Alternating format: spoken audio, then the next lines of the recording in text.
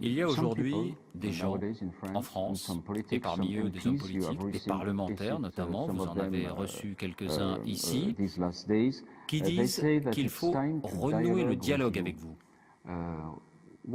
Quelle initiative seriez-vous prêt à prendre pour convaincre l'autre partie de la France et des Français que vous pouvez être un partenaire? Avec eux? Avec la France. Ils doivent d'abord me convaincre qu'ils ne soutiennent pas les terroristes et qu'ils ne sont pas impliqués dans l'effusion de sang en Syrie. Ce sont eux qui se sont trompés à l'égard de la Syrie.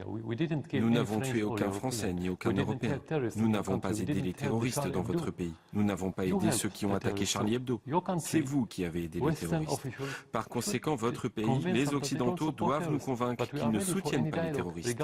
Nous sommes prêts à tout dialogue, prenant en considération le fait que ceci sera dans l'intérêt des citoyens syriens. Donc actuellement, vous n'êtes pas intéressé par un dialogue avec la France? Non, nous sommes toujours intéressés au dialogue avec quiconque. Mais comment peut-on établir un dialogue avec un régime qui soutient le terrorisme dans notre pays? Et pour quelles raisons? C'est la question. Lorsqu'ils changeront de politique, nous serons prêts pour le dialogue. Sans ça, le dialogue n'aura aucun but. Il n'y a pas de dialogue pour le dialogue. L'objectif est d'aboutir à certains résultats. Pour moi, le résultat serait que le gouvernement français cesse son appui aux terroristes dans mon pays. Donc, vous n'avez pas de message à adresser à François Hollande en vue d'un dialogue? Je crois que le principal message qui doit lui être adressé doit l'être par le peuple français. Les sondages en France montrent bien le message que Hollande devrait écouter davantage, à savoir qu'il est le président le plus impopulaire depuis les années 50. Il devrait s'occuper de ses citoyens et les protéger des terroristes qui viennent en France. En ce qui me concerne, en tant que président qui souffre en Syrie avec ses citoyens de ce terrorisme, je pense que le message le plus important est que ce que vous avez vécu en France n'est que la partie émergée de l'iceberg. Quand on parle de terrorisme, sachez qu'il y a toute une montagne sous la mer. Soyez conscient que cette montagne s'en prendra à votre société. Quand John Kerry, le secrétaire d'État américain, a dit que peut-être qu'il y aura un dialogue avec le président Bachar el-Assad avant de revenir sur cette position, vous aviez dit ce ne sont que des mots. Moi, je voudrais des actes et je voudrais entamer le dialogue. Donc vous semblez prêt au dialogue? Bien sûr que nous sommes prêts.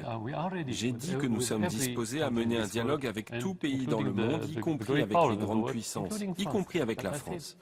Mais j'ai dit que le dialogue doit s'appuyer sur une politique précise. Les fers de lance contre la Syrie ont été 1, la France, 2, le Royaume-Uni. Ce n'était pas les États-Unis cette fois qui soutenaient les terroristes en Syrie. Obama a reconnu que l'opposition modérée en Syrie est une illusion. Il n'a pas vraiment dit ça. Si, il l'a dit. Il a dit que c'est illusoire de croire que nous pourrions les armer et qu'ils pourraient gagner la guerre, mais il n'a pas dit qu'il n'y a pas d'opposition modérée. Exactement. Que veut-il dire par nous pouvons leur fournir des armes et ils pourront gagner la guerre? Qu'est-ce que ça veut dire? Que signifie ce fantasme? Ils ont dit qu'ils allaient armer l'opposition modérée. Pouvez-vous me dire qui est cette opposition modérée? Où est-elle? Nous ne la voyons pas. Nous vivons en Syrie et vous en France. Moi, je vis ici et je ne vois pas cette opposition modérée pour la combattre. Si nous devons la combattre, elle n'existe pas. Vous dites qu'il y a un grand nombre de pays étrangers, trop de pays étrangers impliqués dans le conflit en Syrie. Mais est-ce que vous pourriez, sans le soutien de l'Iran et du Hezbollah, combattre le terrorisme en ce moment? Il y a une grande différence entre l'intervention et l'invitation. Tout pays, tout gouvernement dans le monde, tout État a le droit d'inviter n'importe quel pays ou n'importe quel parti ou organisation à l'aider dans n'importe quel domaine. Mais nul pays n'a le droit d'intervenir sans y être invité. Nous avons invité le Hezbollah, mais pas les Iraniens. Il n'y a pas de troupes iraniennes en Syrie et ils n'ont envoyé aucune force. Pas d'Iraniens à vos côtés? Non, ils ne combattent pas. Nous avons avec l'Iran des relations régulières depuis 30 ans. Des commandants et des officiers vont et viennent entre les deux pays, conformément à la coopération existant entre nous depuis bien longtemps.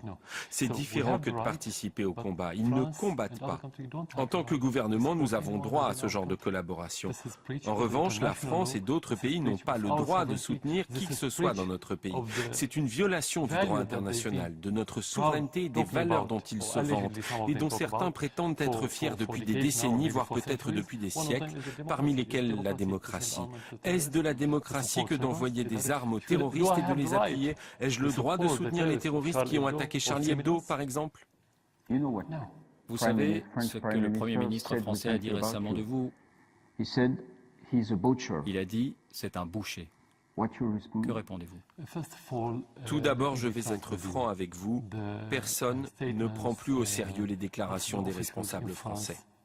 Pour une simple raison, c'est que la France est devenue en quelque sorte un satellite de la politique américaine dans la région. Elle n'est pas indépendante et n'a aucun poids. Elle n'a plus aucune crédibilité. Par ailleurs, en tant que responsable, je m'occupe toujours de l'opinion du peuple et des citoyens syriens.